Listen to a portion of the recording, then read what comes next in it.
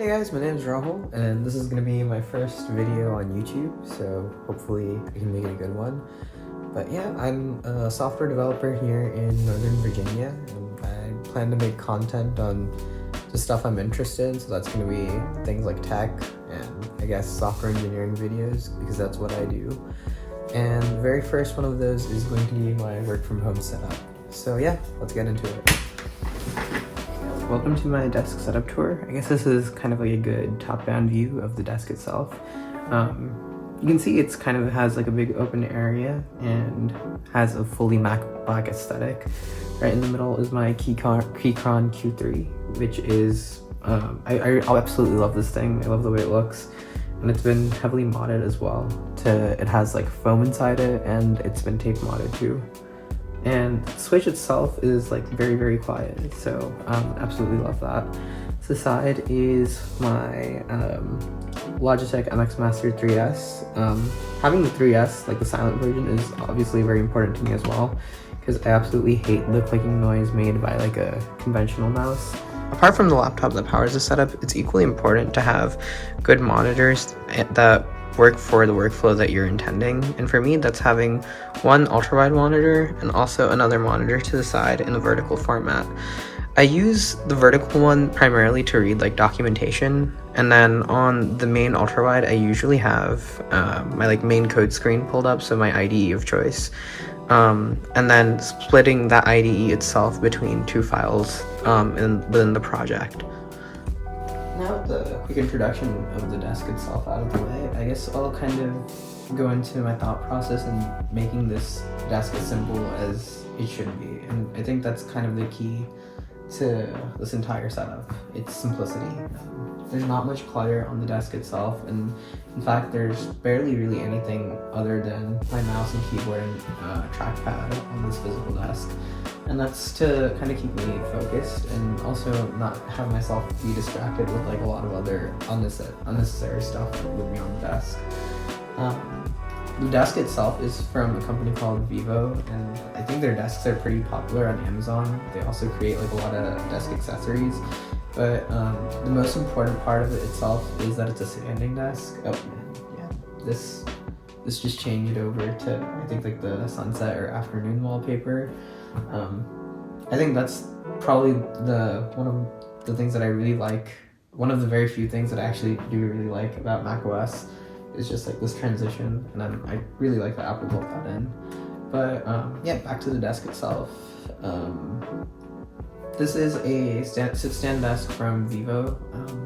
I really like the length of it. It's 60 inches, and it's also not relatively that wide, so it's just the perfect size for me to fit everything from my MacBook here, my ultra-wide monitor, and then also to the side, the vertical monitor there as well. Apart from that, there are also some extra peripherals that I have on the desk. One is my Stream Deck. I use this to control a lot of smaller things on my desk, like some of the lights, and also to have some programmable macros at my fingertips whenever I need them. So I definitely don't use it for the purpose of like streaming or gaming, which is probably like the most intended audience for it. I also have a stereo pair of two Creative Pebble speakers paired with their subwoofer, which is kind of hidden behind the MacBook in the back.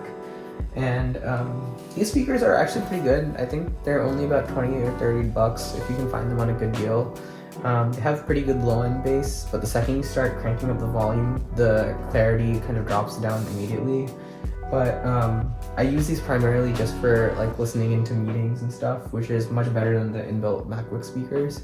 So unless you want something like with a really good higher end sound quality and you need that on your desk, I wouldn't go for these. But apart from that, they're pretty good. Now, I also wanted to show what's underneath the MacBook itself. Underneath the laptop stand itself is my wireless charging station to go ahead and charge my phone, as well as my Apple Watch, and for AirPods, but I don't really have AirPods, so I don't use that. The stand itself was pretty cheap as well. You can buy these off of like Amazon for like $10 on like a good deal, and they're height adjustable, so you can pretty much put them at any height you want depending on what's needed for your setup. You can also see that there's a lot of ambient light here.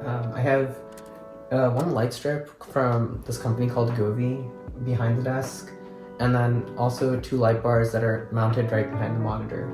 Govi is kind of nice if you want like a cheap budget lighting solution, and their products are pretty good if used separately, but if you use multiple of them together, then you'll find that there's not really a lot of unity in their color temperatures when you set different colors themselves. Like both of these, after a lot of trial and error, I've set to be the same color visually, but on the app between the 2 devices they're completely different, and I'll try to show that over with an overlay. But apart from that, I also have this light bar. And then the main great thing about the light bar itself is that it's curved just like the monitor, so it kind of flows with the natural lighting pattern as like the light comes down onto the desk. Right above that is like this pretty cheap this pretty cheap webcam that I found from eBay from Lenovo. It's only about 19 bucks. It's much better than the inbuilt webcam that's on the MacBook. And it's nothing great, but it will do much better than people being able to see your side profile while you're editing. But yeah, that's pretty much my desk at like a short snapshot. I'll also show a bit of the wire management in like a separate part of it, but yeah. My main dock is hidden out of the way. It's like an Anker dock that I found for like about $100. It can handle most of the things you throw at it, although it doesn't really charge that fast if that's something you need. Everything is hidden through like these, I guess like these wire covers that I also found on Amazon. I think it was like in a wire management kit that I'll throw in the description. But these all kind of run behind the monitors and are connected to the 2 monitor stands that are in the back as well. This monitor stand I think is also very helpful because it allows you to basically mount 2 different monitors any way you want, and it saves a lot of space. So if you're in if you wanted to save some space on your desk, I highly would recommend that. Underneath